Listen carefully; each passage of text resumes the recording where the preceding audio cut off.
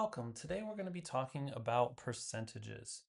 So the first thing to really make note of is the fact that the word percent literally translates as per 100 because you have this first part of this, which is per, and then you have this suffix or the end, cent.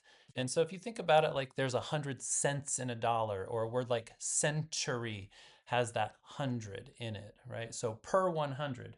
And so when you think about it, something like 38% would translate as 38 out of 100, or 38 per 100, 38 over 100.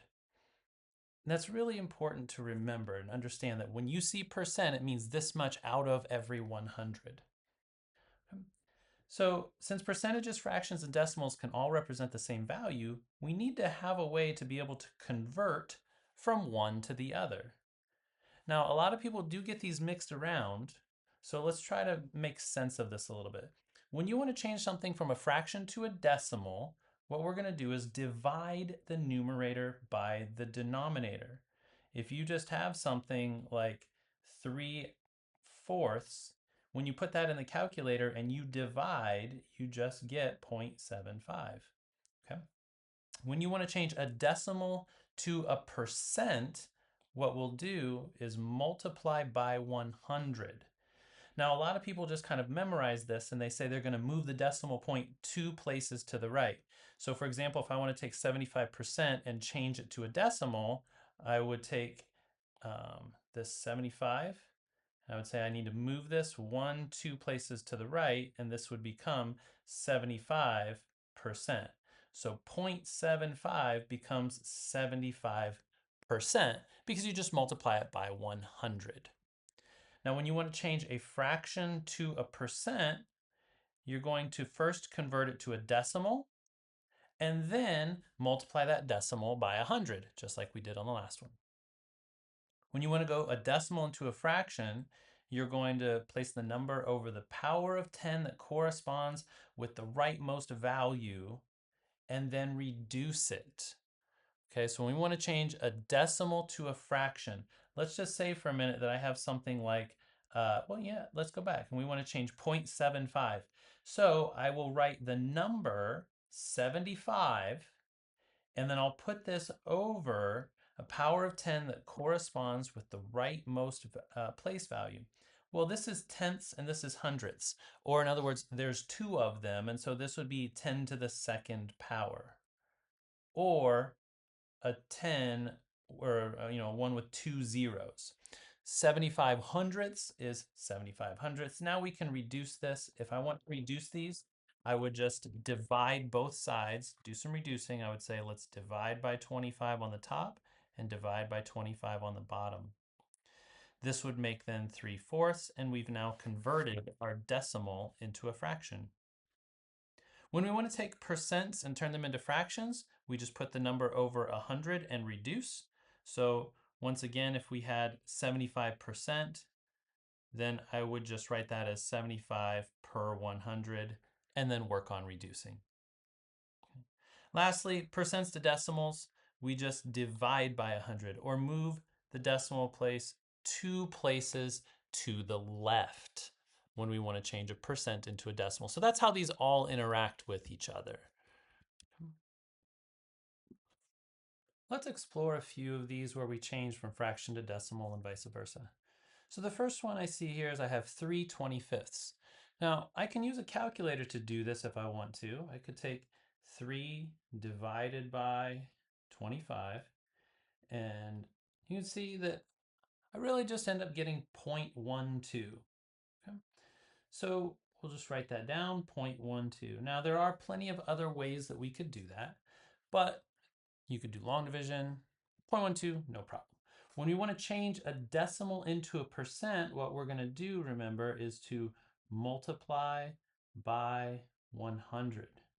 So we just take 0.12 times 100, and then we'll add a percent sign. That does get us 12%. Okay. For the next one down here, I see I'm starting with a decimal. Well, I can do the same thing as what I did before. If I want to turn that into a percent, we'll just, once again, multiply by 100. Or in other words, move the decimal 2 places to the right. So if I take 0.761 times 100, that will be 76.1, and then add the percent. Now I do want to point something out here, that 76.1% quite literally means per 100. And per 100 means to divide by 100. And if you were to take 76.1 and divide it by 100, you would end up back over here at 0.761. So I just want to kind of remind you that that's what that percent sign means. It's per 100. Okay, so 76.1% is the same thing as 76.1 divided by 100. Now for this last one here, I've got 104%. And if we want to go the other way, we're going to be doing the opposite of what we did a minute ago. When we went from decimal to percent, we multiplied by 100. This time we are going to divide by 100. So this will just be 104 divided by 100. And if you need to use your calculator, you can, but remember, to divide by 100 just means to move the decimal 2 places to the left. So this turns into 1.04. Okay. And you can see I actually already wrote this as a fraction when I did that. So 104 over 100, and then we'll work on reducing that. Well, they're both even, so I might think to myself, I'll just divide the top and the bottom by 2. A factor of 2 would go into that, and that will make 52 fiftieths.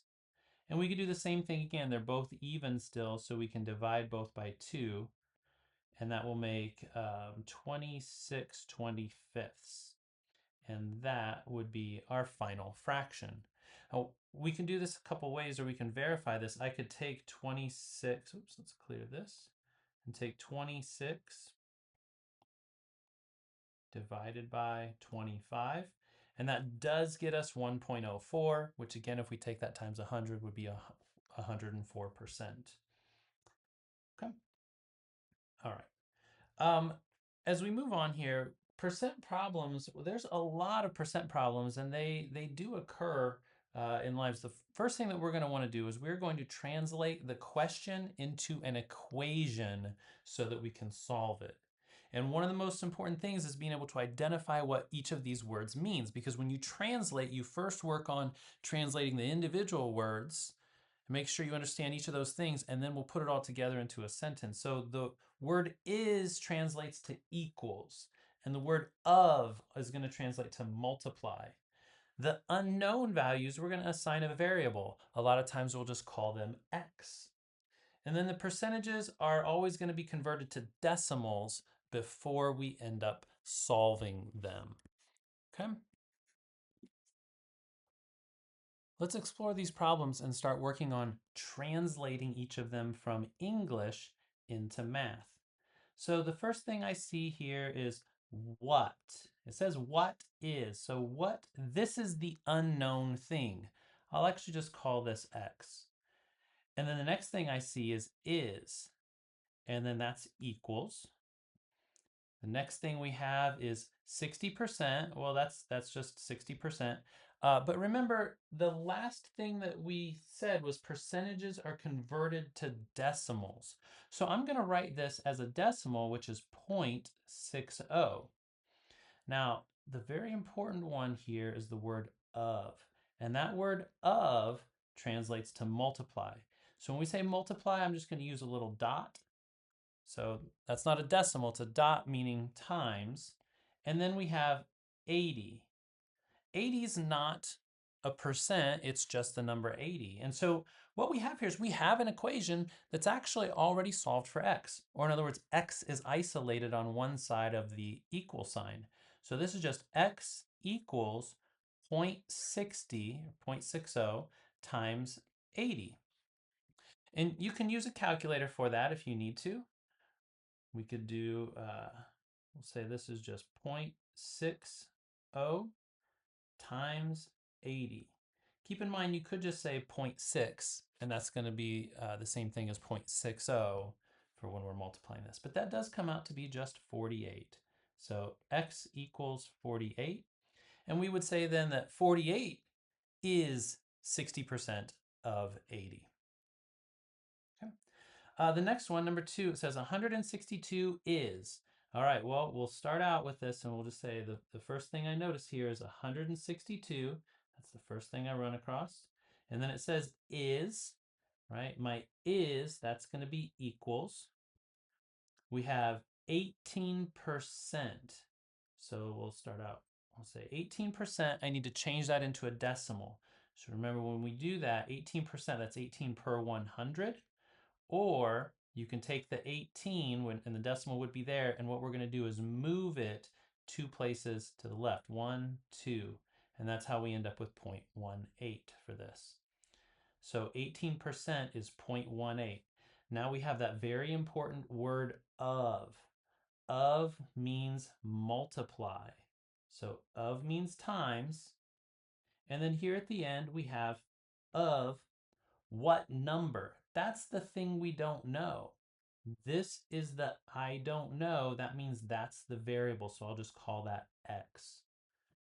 Okay.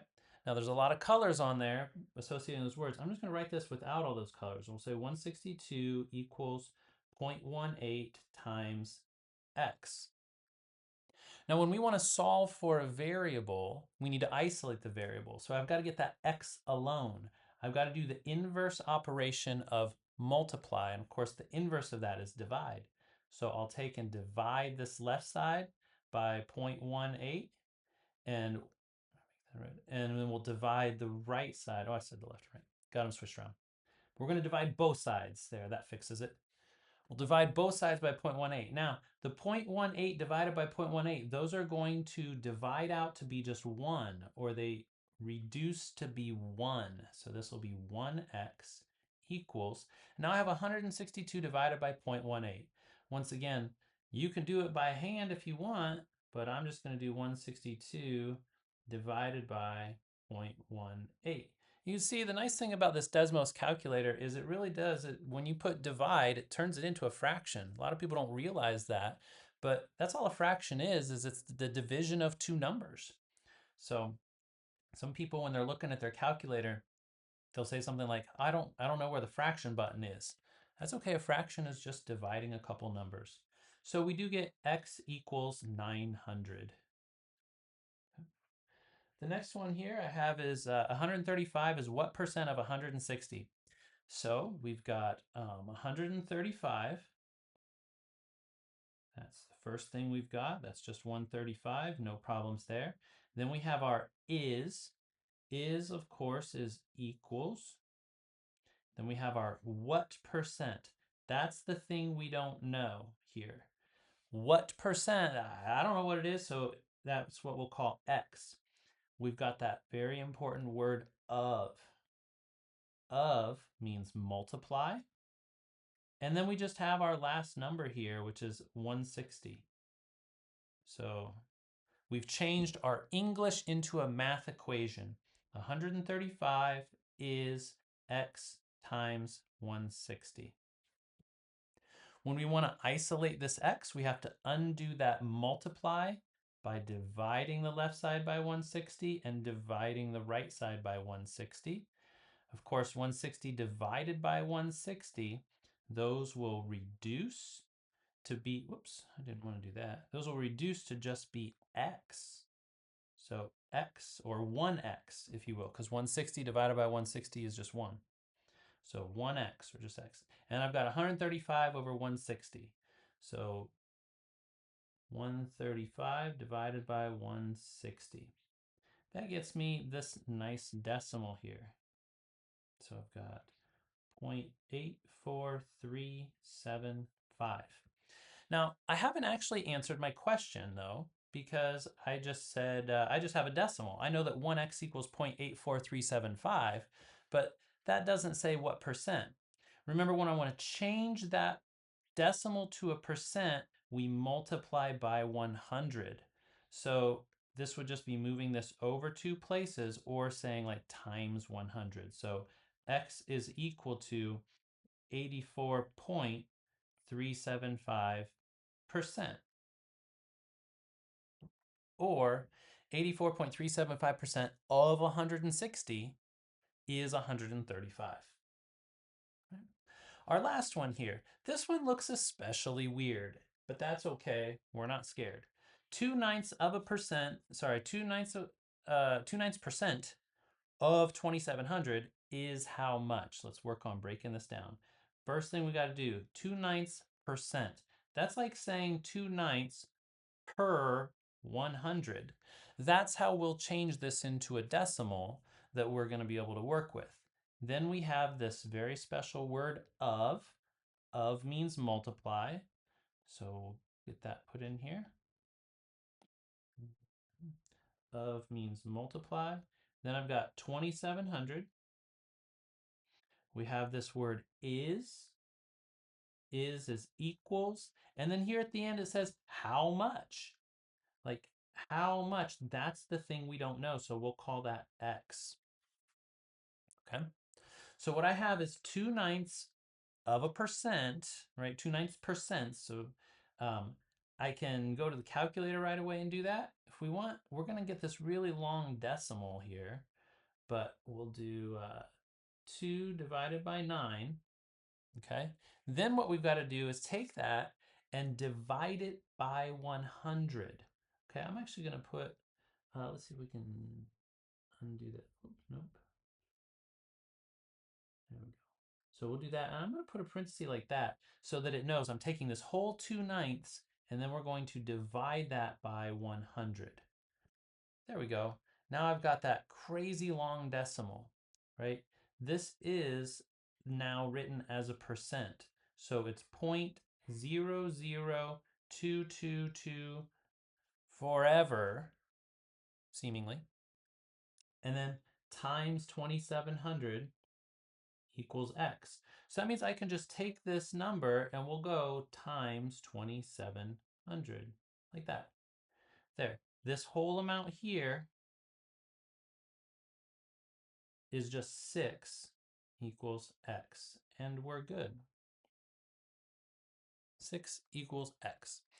There are a number of other ways that you could do that, but I do think that having a fraction inside of a percent is usually a little bit tricky for people. So consider trying to write it like this, and then you can use your calculator to get that decimal. You don't want to round anything. Notice that in my calculator itself, I left it as 2/9 divided by 100. That way we had that crazy long decimal. Because if I had rounded it, if I had just said, you know what, 0.00222, like that's a lot of decimals.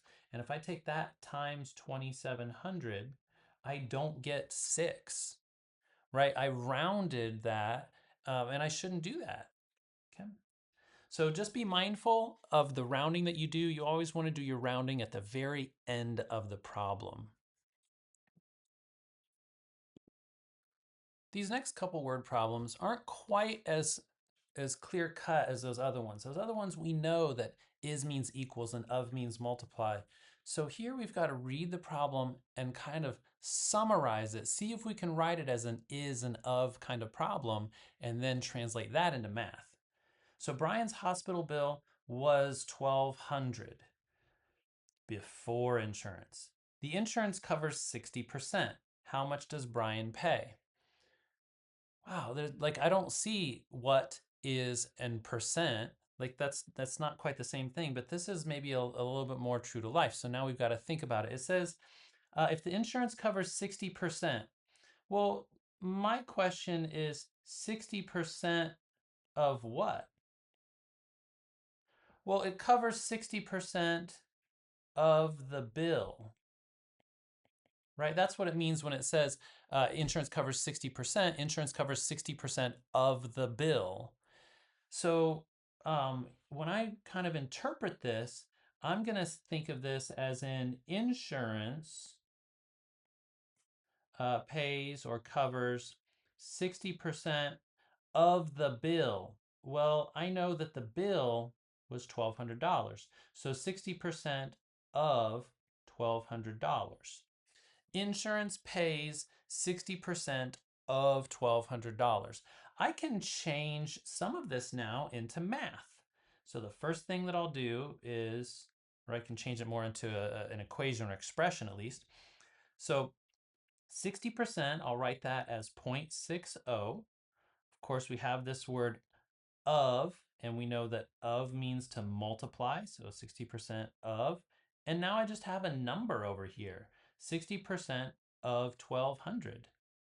So I'll grab my calculator and we'll do 0.6 times 1,200. That gets us 720. So here's what I know. I know that insurance pays $720. My question that I need to try to answer is, how much does Brian pay? Well, insurance pays $720. Brian has to pay the rest. And so now we can say that the total bill is $1,200, right? This is the total bill. We know that insurance pays $720. So I'll just put insurance. And then that's going to leave $480 is what's left, right? We could take $1,200 minus what the insurance pays, which is $720, and that means $480 is Brian's responsibility, right? Brian's payment is $1,480. Okay. Again, the original problem doesn't really have is and of and all that other stuff to it. We have to try to turn this into something that we can make into a math equation, right? All right, Kelly wants to buy a house for $487,000. To obtain a mortgage, she needs to pay 20% of the selling price. Ooh, okay. I've got a word of as a down payment. Determine the amount of Kelly's down payment. Well, the first thing that I'm going to notice here is, and I didn't do this on the last one, determine Kelly's down payment. So right away, I'm thinking like, hey, Kelly has to put some money down. That's what my answer is going to be. And it's going to be some of this $487,000. So my answer should make sense. It should be reasonable. If I get some weird answer like $2.3 million, that doesn't make sense because Kelly is only paying part of $487,000.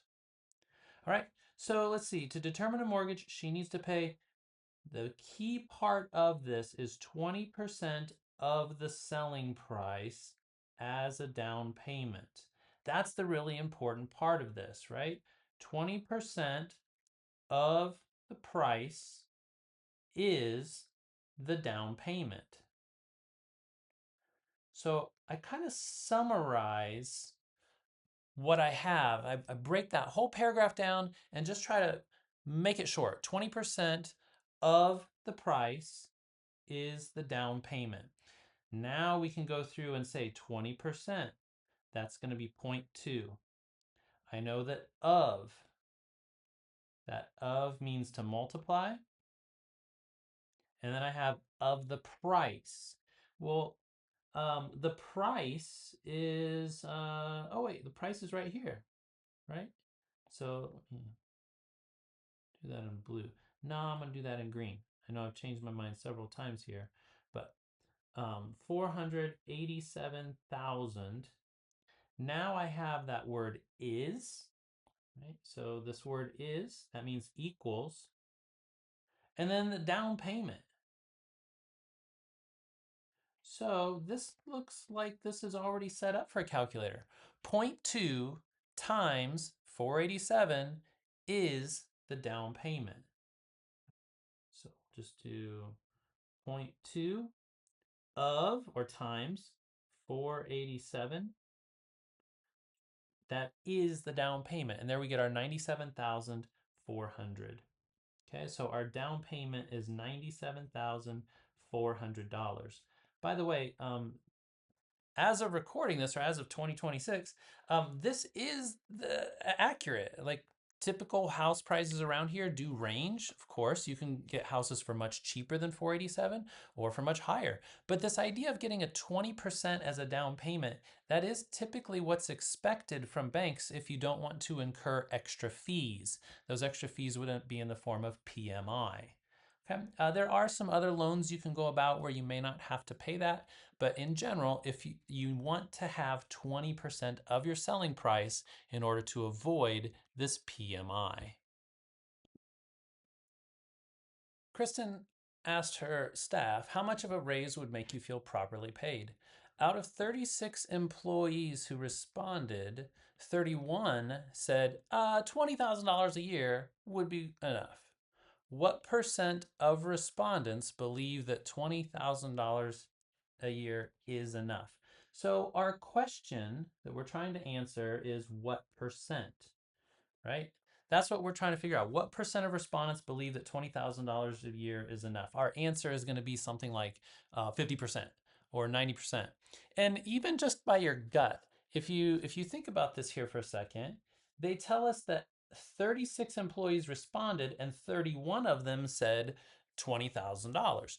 So your gut should tell you that's a pretty high percentage. Hopefully, if you understand percents reasonably. So we know that right away, but it says what percent of respondents believe that an extra $20,000 a year is enough? I could try to write this or translate this into some like kind of an English sentence, and we could say uh, this right here, that's like the X, right? So what percent of, right, respondents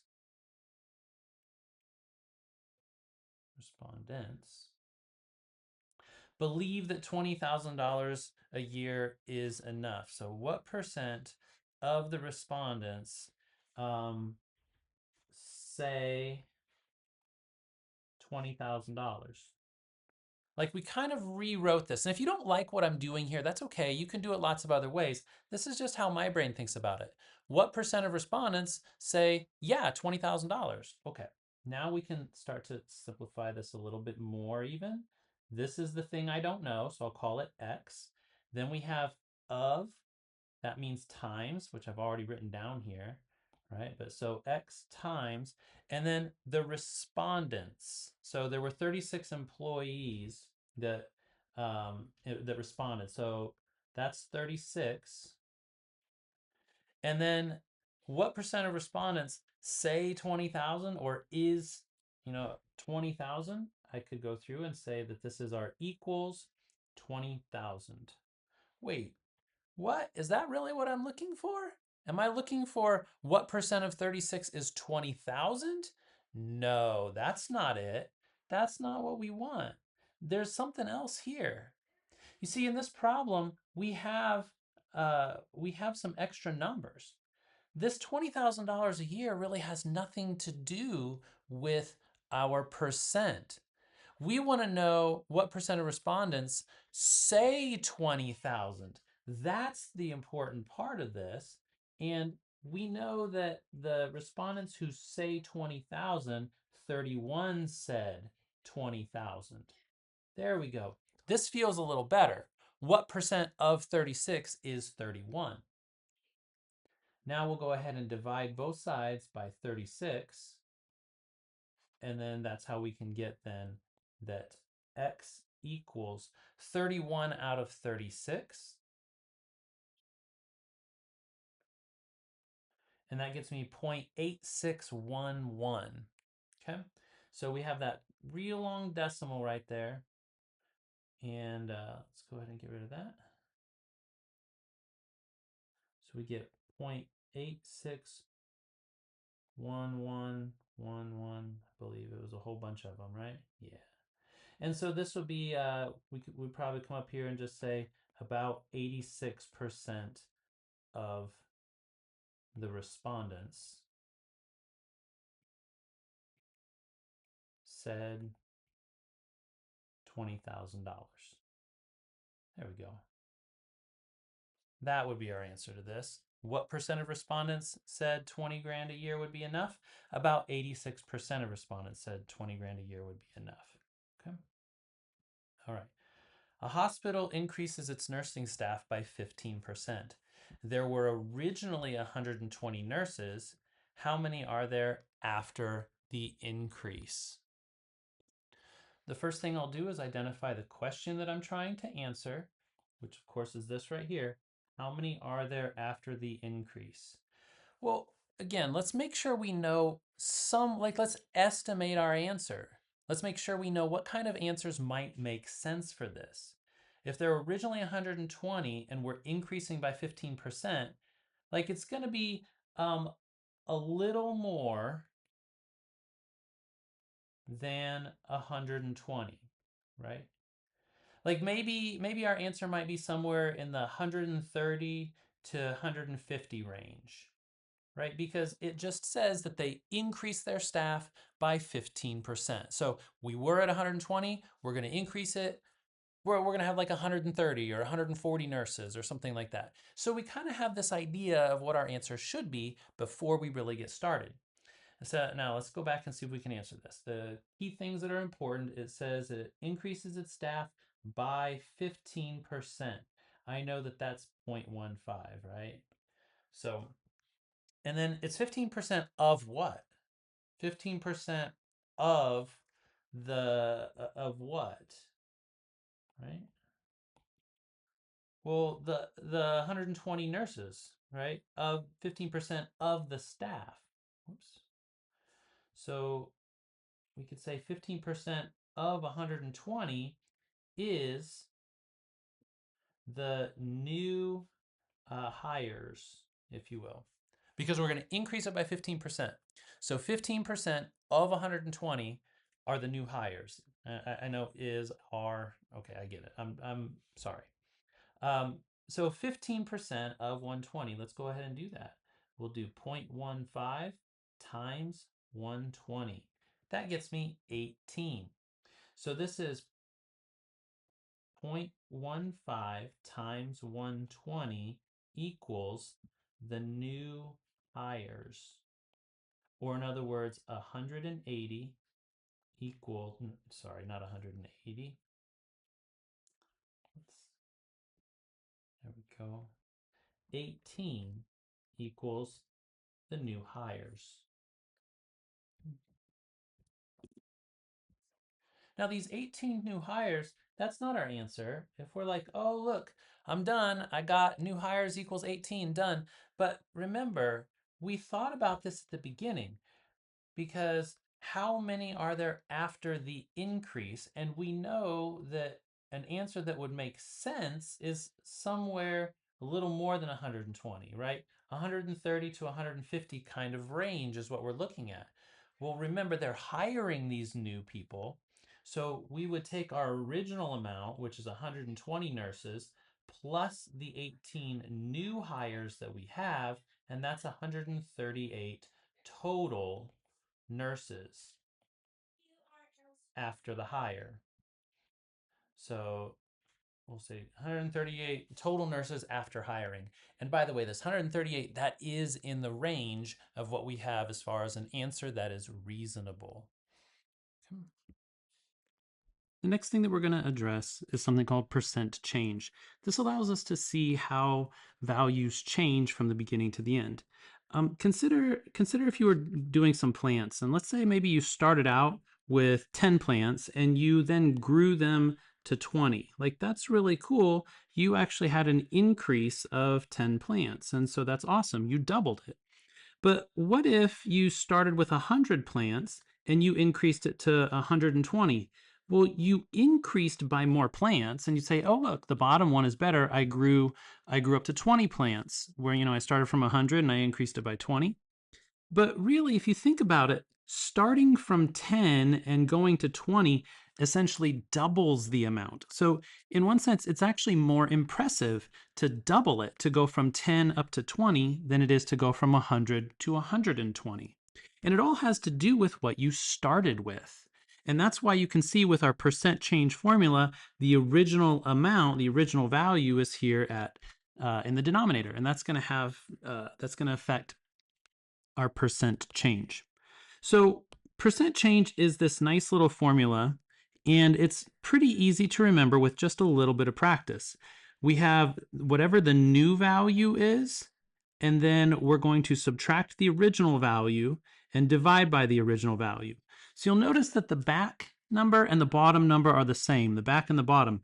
When you do new minus original, that gets you the change. Sometimes in math, we use a little delta, is what it's called. So it's change over the original or the starting amount.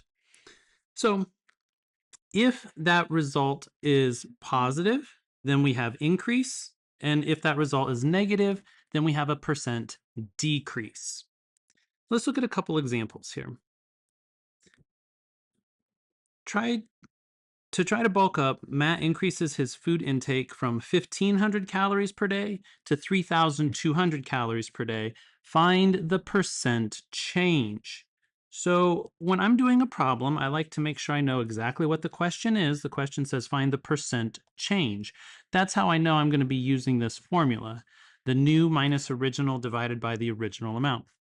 When we look at our numbers that we're given, we have 1,500. So he went from 1,500 calories per day up to 3,200. So like we kind of have to identify which of these is the starting and which of these is the ending, right? The original value here is his 1,500 per day. The 3,200, this is where we end at. And if that's where we're ending, then that's going to be the new value, if you will. Now, however it is that works for you, do that. Sometimes you might want to go through and highlight things and say, okay, well, if that's my ending value, that's my new value, maybe I'll highlight that with the same highlighter that I'm using to identify new and original. So maybe we'll do something like that. Now, when we go to put these into our actual equation, we can say that the percent change is the new value or the ending amount, so 3,200 minus the original or the starting value, 1,500, divided by 1,500. Now you can do some of this in your head and say, I know 32 minus 15 is 17. You'll notice that he changes by 1,700 calories per day. So here's what we get is we get our 1,700 divided by 1,500. I'm going to go to the calculator for this. And we end up with 1,700 divided by 1,500. That gets me 1.133, etc. We need to be a little bit smart about this and make sure we understand when we change this number into a percent, that's going to just multiply it by 100 or move this decimal over 2 places. So this is actually a 113% increase. Now, I do want you to be careful when we do our percent changes. There is something you need to be very careful about, and that's how you're entering things into the calculator. When if I just try to type this in as 3,200 minus 1,500 divided by 1,500, notice I did not get 1.13. I got 31.99. And that's because of how the calculator is interpreting what you're doing. You see, we need to make it do the 3,200 minus 1,500 first. One way to do that is to put that whole amount in parentheses. Another way that you can do that on Desmos is to actually just close a parenthesis out here, and you'll notice that it actually kind of puts a little ghost parenthesis in front of the 3,200. That's great. Desmos kind of knows what you're thinking. Now you'll note that what it shows on my calculator looks exactly like what we did, what we hand wrote here, 3,200 minus 1,500 over 1,500. That's where we get our 1.133333, etc. And this is a 113% increase. Anything over 100%, like if it's a 100% increase, that would be like saying, oh, we doubled the amount of calories. And you'll notice that since it goes up to 1,700, a 1,700 calorie increase, that's even more than doubling, right? All right, let's go ahead and look at our next one. Cassie started working out so she could lower her LDL, bad cholesterol, level towards her goal of 100 milligrams per deciliter. She decreased from 150 milligrams per deciliter to 130 milligrams. So she's making her way towards her goal, but she's not quite there yet. Find the percent change in how far she is from her goal. Now, this one is a little bit tricky, and that's actually by design. We want to make sure we find the percent change. So we know we're going to be doing a new minus old divided by old, but find the percent change in how far she is from her goal. That's the key to this problem. The first time I did this problem, I wasn't sure about it. So when we look at it this way, how far she is from her goal, think of it like this. Old. She was at 150 and her goal was 100. So she was 50 milligrams per deciliter away from her goal. Now, when she went down to 130, right, her new milligrams per deciliter is 130. And now she's still 30 milligrams per deciliter away from her goal. So she was 50 milligrams per deciliter away, and now she went to 30. Her old amount, her old distance from her goal was 50. Her new distance is 30. And that's when we're going to use this same formula. We would say her new value, which is 30, minus her old value, which was 50, divided by 50. Notice this time that we do actually get a negative number. So I get negative 20 over 50, which is negative 0.4.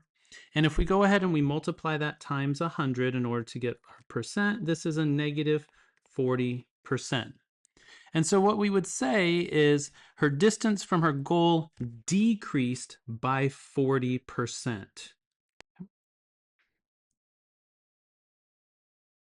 Now for my answer, I don't typically write that as a negative 40%. I just end up talking about this in terms of being a 40% decrease. There are 13 male dancers in a ballet company, and if Ricardo, Braden, Marco, Ethan, and Randy get injured and cannot perform, what is the percent change in available male dancers? So when we look at this, we can see that we started with 13. So that's the old amount. And then the new amount, you'll notice that we have, let's see, 1, 2, 3, 4, 5. So we have 5 less dancers. Now, don't be fooled and think that the new number is 5. We have 5 less dancers. So this is going to be 13 minus 5 is there are now 8 dancers available. When we look at this, we're going to say that the starting amount was 13. The ending amount was 8. And so you can do this as, the end minus the start divided by start. Or you can do this as the new minus original divided by original. However you're going to do that, we got to put these into our percent change formula. Percent change, and I always like to do highlighting if I can. So we can see that the original amount was 13, and 13 goes on the back and the bottom. So we'll put 13 there. And then the new amount, that's going to be our 8. Our 8 dancers goes here. So you can always just kind of make it look just exactly like that formula. Notice that the back and the bottom are the same, and it's your starting amount. You're dividing by the starting amount. You can see that this is negative 0.3846. If you want, you can always just put this times 100 right here. Maybe that way you don't forget it. But this will turn into a 38% decrease. And if you, it doesn't say what to round to, I think it's probably appropriate to leave it like that. You could also say this is a 38.46% decrease in dancers. So whatever you feel is appropriate, is probably just fine. Nathan's grade was a 75 before the midterm exam. Nathan ended the semester with a grade of 33%. That's a decrease of 42 percentage points. By what percent of Nathan's pre-midterm grade did his grade decrease? This is where wording can get very tricky, and I've actually seen a lot of people mess this up. I've seen newscasters mess it up. I've seen even people that are careful with math just kind of be a little less careful with their wording when they talk about percentages. So he had a 75%, and he went down to 33%, which is a 42 percentage point decrease. He went down 42 percentage points from 75 down to a 33. You can see that was 42 percentage points decrease. This says by what percent of Nathan's pre-midterm grade did his grade decrease. So this is where we're going to end up doing our new minus the old divided by the old. And if we look at this one, we can see that his new grade is 33. His old grade, or his original grade, was a 75. And so we're going to put those in there and say the percent change is equal to 33 minus 75 divided by 75.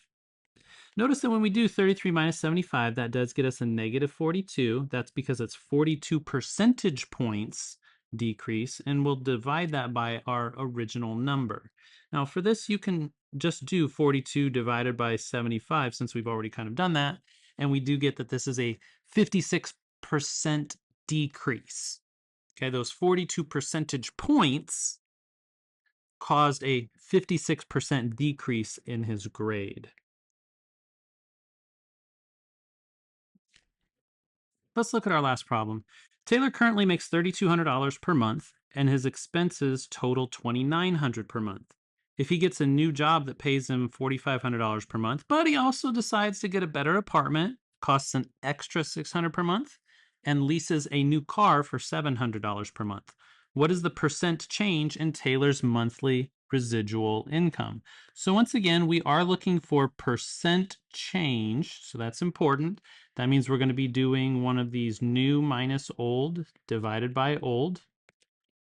And it's actually in his residual income. His residual income, that's like his leftover money that he has each month. So let's consider originally. Taylor starts with $3,200, and he pays out expenses of $2,900 per month, which means that he has $300 left over. And this leftover money, that's the residual that we're looking for. Residual means leftover. In his new apartment, or like I should say, he gets a new job, so he's starting from $4,500. And it says that his better apartment costs an extra $600 per month. So that means that his apartment doesn't cost $2,900. His apartment actually costs $2,900 plus $600. This is the new cost of his apartment, which is $3,500. And it also says that he leases a new car for $700 per month. So in addition to his more expensive apartment, he also has $700 worth of expenses. And so notice that, hey, when we subtract those, he still has $300 left over. His old amount that he had was $300 of residual or leftover income. His new amount is $300. See, he's making a lot more money, but he's also spending a lot more. In total, he actually has the same amount. It's what we might call a wash. And so if we were looking for the percent change in what we have here, the percent change is going to be the new amount minus the old amount divided by the old amount. This is just 0 over 300, or 0% change. That's not to say that this better job isn't better for him. See, Taylor is actually able to get a nicer apartment. He's also driving a pretty nice car if his lease is $700 per month. But all in all, his total changes or is 0. He's not able to put any additional money away. His residual income did not change. So I hope that helps out a little bit with percents and percent changes. I know if you ever look into stocks, this is a huge deal. If you're interested in finance at all, or you look at how housing market is changing, it all it all comes back to percent change and when something doubles or triples or if it's a 20% increase. So I would really encourage you to, if you're interested in that at all, to look up a couple things about stock market and get started in thinking about that right now. All right, good luck.